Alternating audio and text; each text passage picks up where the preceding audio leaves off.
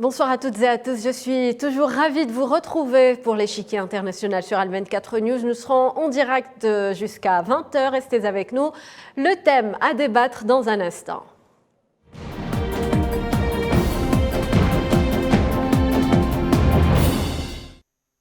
Les lignes bougent parmi les soutiens occidentaux de Kiev. Voilà déjà presque un an que le conflit en Ukraine a débuté. Les pays qui au début hésitaient à livrer des armes lourdes ont fini par se rendre à l'évidence, comme l'a souligné le président ukrainien Volodymyr Zelensky.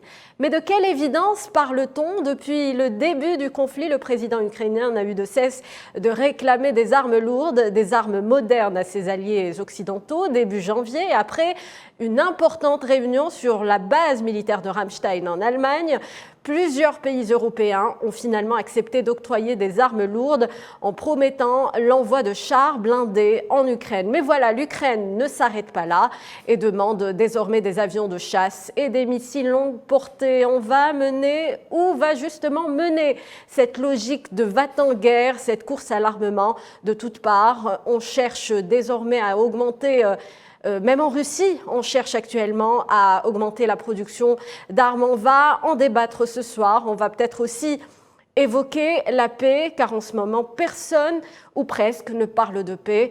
Peut-on toujours espérer une solution pacifique à ce conflit? Toutes ces questions, eh bien, nous allons les poser à nos deux invités. Karim Béché-Golovko, docteur en droit public, professeur invité à l'Université d'État de Moscou, et Manuel Pouchelet, analyste spécialiste en relations internationales et stratégiques, qui est avec nous depuis Paris. Bonsoir et merci d'avoir accepté notre invitation. Bonsoir. Bonsoir madame.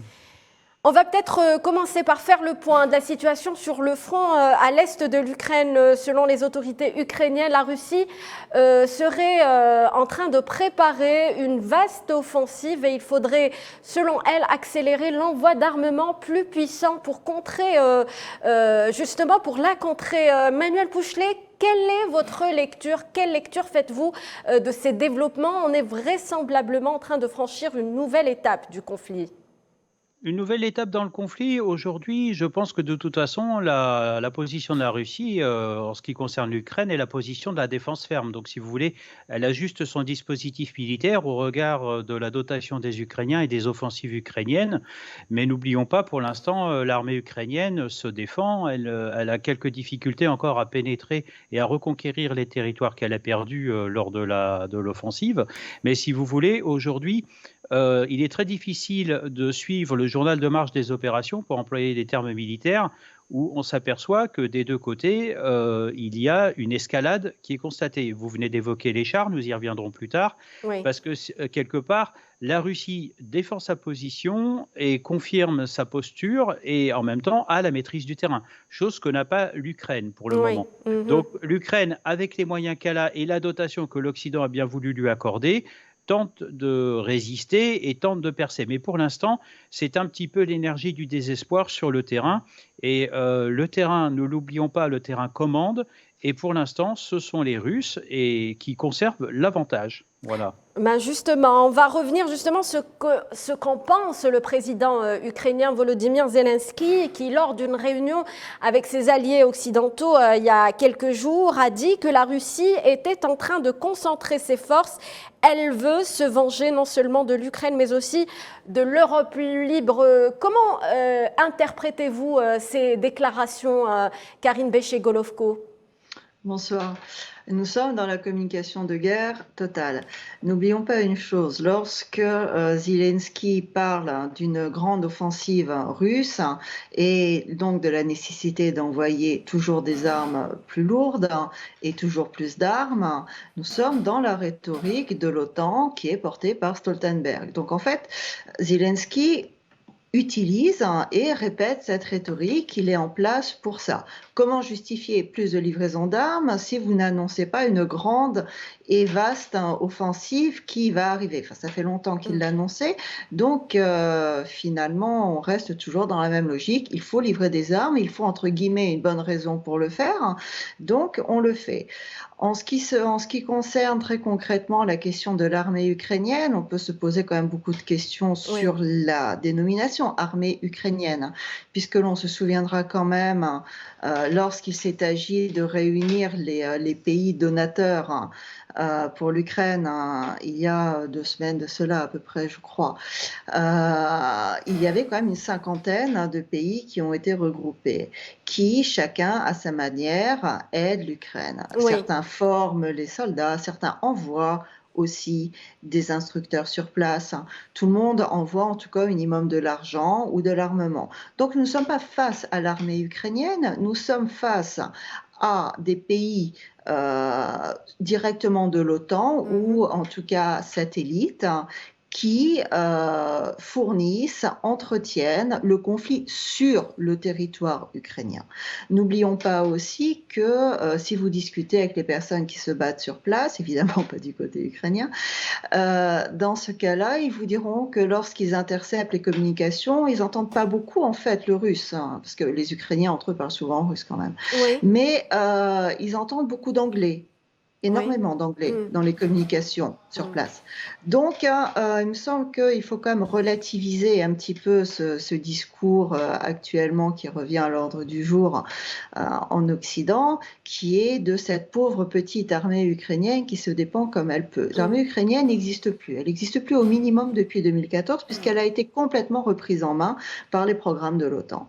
Donc, nous sommes aujourd'hui effectivement face à des hommes ukrainiens, certains, mais pas uniquement, qui ont été formés en Occident, tous, et également face à une quantité assez importante et pour l'instant indéterminée de mercenaires étrangers, puisque maintenant on appelle ça comme ça, les États ne voulant pas entrer directement dans le conflit, en tout cas sur le plan humain, directement, ils envoient des mercenaires. C'est-à-dire ça leur permet de rester en arrière tout en faisant le sale travail. On va faire réagir Manuel Pouchelet. Est-ce que, selon vous, l'Europe est actuellement partie prenante de ce conflit avec toutes ces livraisons d'armes? Qu'en pensez-vous? Est-ce que l'Europe est maintenant belligérante de ce conflit, de cette guerre en Ukraine? Au regard du droit international, on peut dire qu'elle entre dans une nouvelle phase, le conflit va avoir 1 an, on a ce renforcement de matériel militaire, mais moi je vais plutôt parler de système d'armes parce qu'un char ne fonctionne pas tout seul, il lui faut différents systèmes de communication, il lui faut des hélicoptères, il lui faut des avions de chasse, il lui faut de l'artillerie, donc si vous voulez, il ne faut pas le voir comme un moyen isolé. En revanche, en ce qui concerne l'OTAN, ce que l'on peut dire, c'est que l'OTAN se retrouve aussi confrontée un peu à ces contradictions. Je rappelle que l'OTAN est devenue le bras armé de l'ONU en 1991 au moment de la chute de l'URSS.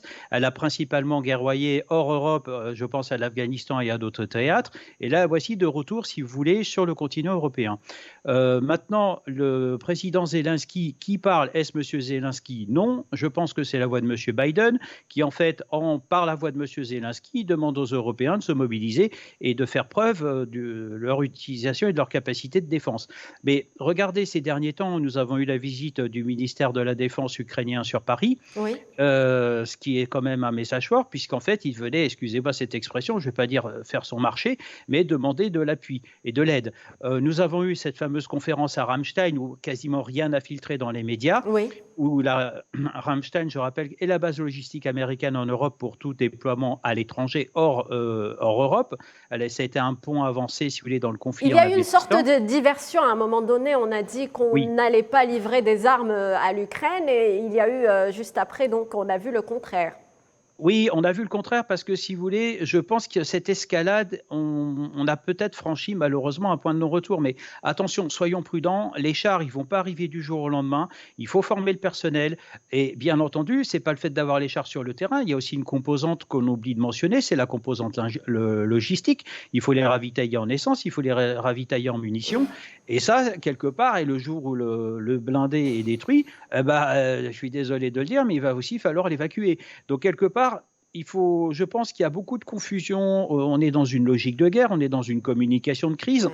On a un petit peu l'impression qu'on est en train de présenter la panoplie otanienne. On parle de chars, on oublie bien sûr les télécommunications qui sont très importantes parce que pour faire en sorte que ces matériels fonctionnent, il faut une sécurité des communications, notamment avec de la guerre électronique et contre-électronique, si vous voulez.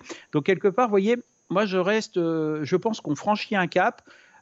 Fournir des... D'ailleurs, vous l'avez vous-même annoncé dans votre émission, M. Zelensky, il veut des hélicoptères, il va vouloir des chars, il veut des chars, maintenant il demande des avions. Bon, à la fin, on va se demander s'il ne va pas nous demander des satellites. Mais c'est vrai que, par exemple, c'est une guerre qui se fait par proxy, où on entend parler différentes langues sur le terrain. Il y a des milices. Une guerre, vous savez, moi qui ai participé aux opérations en ex-Yougoslavie, en face de nous, il n'y avait pas spécialement, à l'époque j'étais à l'OTAN, il n'y avait pas spécialement, c'était des miliciens, ce n'était pas des forces conventionnelles, mis à part l'armée serbe, si vous voulez. Donc quelque part, faut rester prudent. Monsieur Zelensky tente de séduire l'Europe avec son discours, mais quelque part, vous remarquerez aussi que il y a très peu de visites et de déplacements à Kiev, mis à part la délégation européenne, mais depuis quelque temps, vous n'avez plus le déplacement de dirigeants européens sur place. C'est bien qu'il y a un message. Donc Karine Béché-Golovko, face à cette course à l'armement, aux yeux de la Russie, à quel moment on pourrait dire que l'Europe est partie prenante de ce conflit ? Si on entend les déclarations maintenant qui commencent à être faites et par la porte-parole du ministère des Affaires étrangères et par le président de la Chambre basse du Parlement et par l'ancien président Dmitri Medvedev et par d'autres personnes, on voit que petit à petit, la co-belligérance des pays européens et maintenant des États-Unis est entrée dans le discours politico-médiatique russe. Oui. C'est-à-dire que nous ne sommes pas encore sur le plan juridique de la co-belligérance, puisqu'il n'y a pas de risque pour l'instant, en tout cas, de confrontation directe avec la France, avec l'Allemagne, avec les États-Unis et avec la Russie. Mais en tout cas, les pays européens et les États-Unis sont considérés déjà comme effectivement des parties prenantes au conflit. Et on peut jouer sur les termes autant que l'on veut, mais à partir du moment où vous fournissez des armes lourdes et vous formez des hommes sur votre territoire, vous envoyez des formateurs sur place, vous êtes effectivement parti au conflit. Il faut arrêter de prendre les gens pour des imbéciles, je pense. Oui. En ce qui concerne, c'est vrai, le fait que nous avons passé une certaine ligne rouge, oui. Et non, parce que de toute manière, ça fait longtemps que les lignes rouges s'enchaînent les unes après les autres. Je dirais simplement qu'il y a une évolution logique à ce conflit. Il est évident, c'est vrai, que les chars à eux seuls ne résoudront pas tout le problème, mais ils sont quand même en route. On a vu en tout cas que si les États-Unis vont mettre un petit peu de temps à livrer les leurs, oui. En tout cas, la Pologne, elle, a, semble-t-il, en tout cas déjà commencé les livraisons et l'Allemagne s'emballe derrière. Alors, donc, que dire pardonnez-moi, Karine, allez-y. Juste une dernière phrase. Oui. Il faut effectivement des hommes, mais rappelez-vous aussi les déclarations de l'Union européenne qui annoncent que désormais, ils vont augmenter le rythme de préparation justement des Ukrainiens pour manier ces armes-là. Et on va arriver à près de 3000 personnes ukrainiens, en tout cas, formées par mois, plus la France annonce l'envoi de 150, je crois, formateurs sur place en Ukraine pour accélérer le processus. Donc, en tout cas, la mécanique est en route. La mécanique est en route. Alors, que dire des déclarations faites justement par le président le président russe Vladimir Poutine, qui a juré jeudi avoir de quoi répondre aux Occidentaux livrant des armes à l'Ukraine. Comment voyez-vous ces déclarations ? Quelle est votre lecture de ces déclarations, Karine Béché-Golovko ? Oui, effectivement, c'est-à-dire qu'il cherche à faire passer le message que les armes de dissuasion ne sont pas une chose théorique, hein. C'est si la Russie se considère comme réellement en danger existentiel, hein, Ouais. ces armes de dissuasion seront utilisées.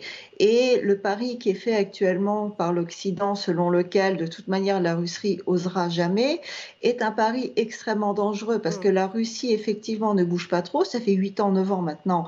Elle a été quand même extrêmement patiente. On l'a vu avec les accords de Minsk, on l'a vu derrière avec toutes les provocations. Mm. Mais le message a clairement été fait passer qu'elle ne mettra pas en jeu ni en danger son existence comme État. Or, c'est à la fin quand même ce qui est prévu.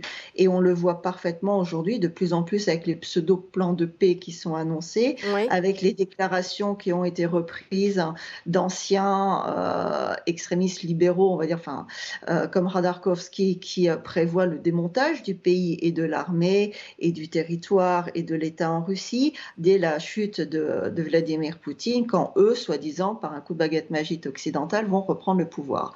Donc, on voit bien que derrière, quand même, ce conflit militaire, c'est l'existence politique de la Russie qui est en jeu. Et ça, Vladimir Poutine a fait très bien comprendre le message qu'il a parfaitement compris que, à la différence de 1991, le conflit est militaire cette fois-ci, Oui. et que d'une certaine manière, l'OTAN aujourd'hui veut terminer ce qui a été commencé en 1991 avec le démontage de l'Union soviétique. Et l'OTAN a compris aussi que, n'ayant pas gagné sur le terrain militaire, ils n'ont pas pu mettre complètement la Russie à plat. En quelque sorte, ils ont créé leur plateforme de combat avec l'Ukraine. Et si l'on s'en tient en tout cas aux déclarations des différents dirigeants, que ce soit de l'Union européenne, de l'OTAN, de certains pays européens, c'est effectivement sur le terrain militaire que la guerre doit être gagnée, parce que c'est la seule manière pour eux, en fait, dans leur tête, de détruire la Russie. Or, évidemment, la Russie ne va pas se laisser faire. Manuel Pouchelet, je vous reprends sur cette question, sur votre interprétation de ces propos du président russe Vladimir Poutine, surtout que certains observateurs y voient une allusion à l'utilisation de l'arme nucléaire. Qu'en dites-vous ? L'arme nucléaire, si vous voulez, c'est la dissuasion, c'est-à-dire c'est la paix par la peur. Mais je pense qu'il est très important. Ça a toujours été, la Russie en a toujours averti, on va dire, ses contradicteurs. Monsieur Poutine prend la parole, c'est important de l'écouter et de respecter ce qu'il dit. Nous sommes aussi, en même temps, il y a énormément de souvenirs historiques, hein. On vient de célébrer, si vous voulez, la bataille de Stalingrad, on Oui. vient de parler également de la libération du camp d'Auschwitz. Donc, quelque part, il y a aussi ce discours anti-allemand, principalement. Mais attention, gardons la tête froide. Monsieur Poutine s'adresse à l'Occident, il donne ce qu'on appelle des signaux. Il s'exprime en disant que si la Russie est attaquée, elle se défendra, ce qui est somme toute logique. Maintenant, le problème est de savoir qui frappe, si vous voulez. Parce que le problème dans cette guerre-là, on l'a évoqué, il y a des mercenaires, il y a un petit peu tout, il y a pas mal de monde, si vous voulez, qui participe aux opérations, et ce ne sont pas forcément que des Ukrainiens, il y a d'autres combattants.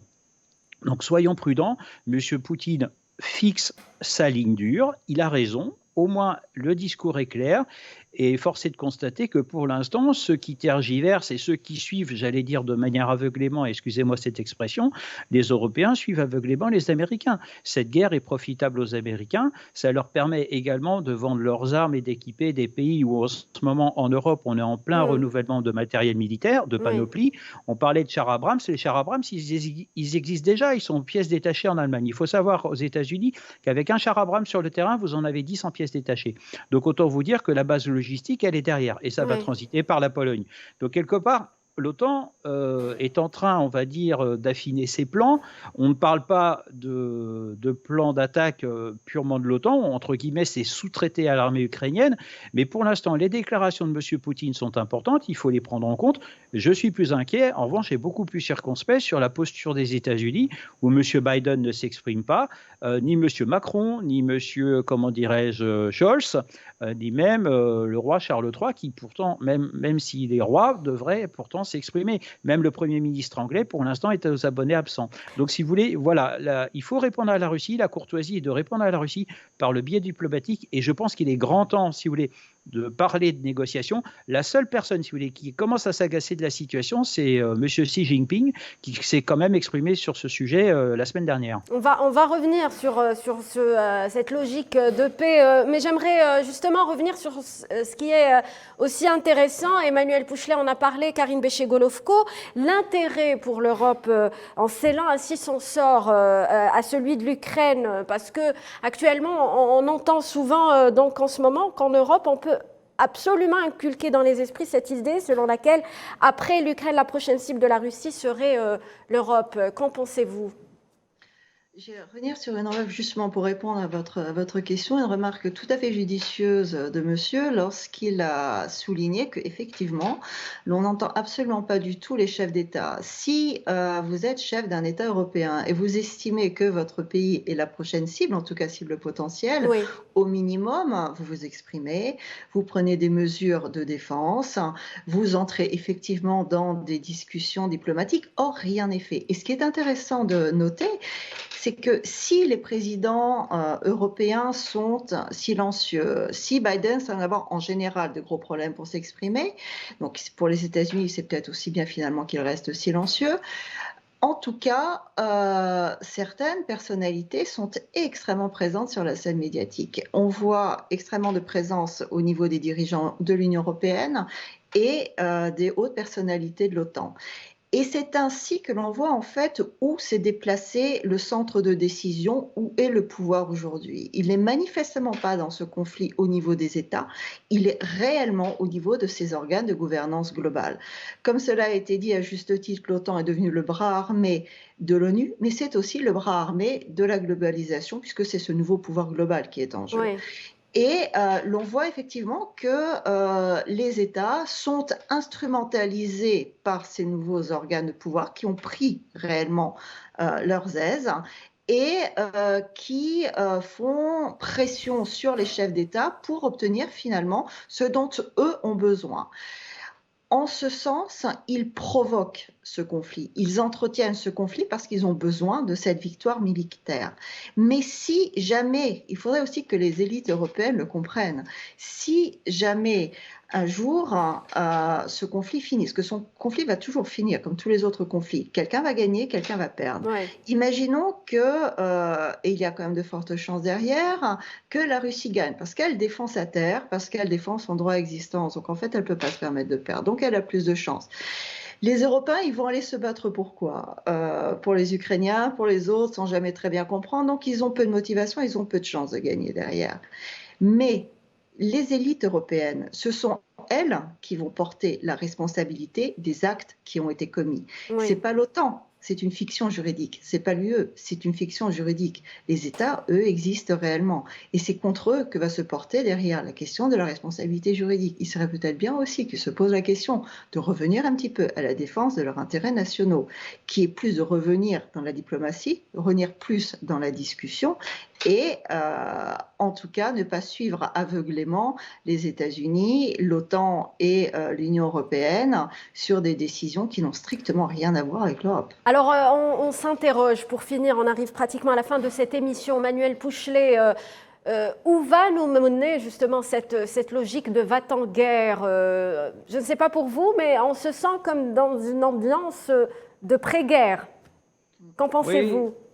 On est un petit peu, vous savez, Madame vient de l'évoquer, on est un peu dans la logique de qui va mourir pour Danzig. Hein. C'est exactement la même logique. Moi, je vous ferai remarquer que, vous savez, Napoléon III avait dit le plus intelligent est celui qui arrête en premier. Je pense qu'il est grand temps que l'Union européenne se mobilise et propose des solutions de paix autant à M. Zelensky qu'à M. Poutine. Et qu'il faut se détacher de ce carcan américain qui n'est profitable qu'à Washington, qui de toute façon, d'ici 2 ans, va appeler au secours quand Taïwan va se déclencher. Donc, quelque part, il faut trouver une solution. Il faut négocier. Le canal diplomatique est de loin le plus sûr. Il faut savoir s'écouter. Mais vous savez, le canal diplomatique, il faut qu'il y ait peu d'interlocuteurs pour que ça fonctionne. Voilà, la France avait joué un rôle en début de conflit avec M. Macron Oui, et la diplomatie menée par Mme Colonna. Il y avait une très bonne entente d'ailleurs avec M. Lavrov, hein, ça avait été souligné, même oui. la Russie s'en était félicitée. Je pense qu'aujourd'hui, il faut trouver une issue. M. Biden avait dit au début du conflit qu'il fallait laisser une porte de sortie à M. Poutine, mais je pense que c'est plutôt l'inverse. Je pense qu'il faut vraiment que ce conflit cesse, parce que malheureusement, comme le disait Platon, seuls les morts voient la fin de la guerre.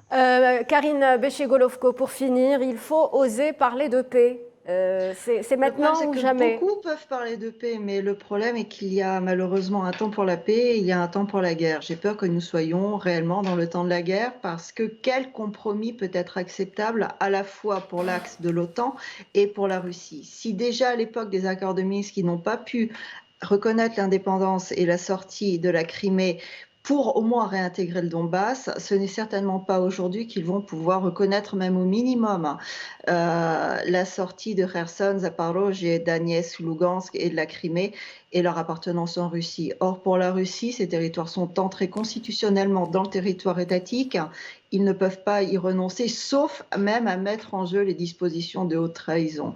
Donc, il y a une Oui. impasse diplomatique actuellement.